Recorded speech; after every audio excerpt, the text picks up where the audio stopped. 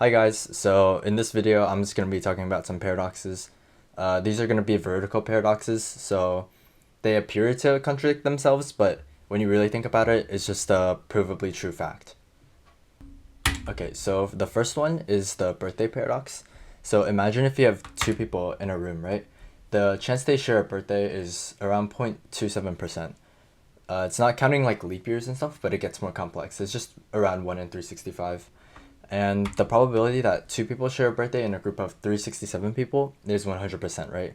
There's not enough unique birthdays for everybody to have a different one. So that means that between 2 and 367, there's a tipping point where people are more likely to share a birthday than not.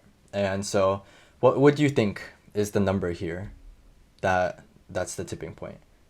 Well, it turns out when you do the math, it's actually 23. And that's kind of interesting, right? It's kind of lower than you would think. Now, the second paradox I'm going to cover is the Monty Hall problem. You've probably heard of this, so I'm just going to try to go over it pretty quickly. So imagine you're on a game show, right? And there's two goats and one car. And we'll assume in this scenario that you want the car and not the goats. So the game show host puts all three things behind the doors, right? And you get to pick one. But before he reveals whether you've won the car or not, he opens a goat door. And so now he asks, would switching be beneficial here? Or would it not change anything at all? Most people think that switching doesn't really help you because it should be a 50-50 chance either way, right?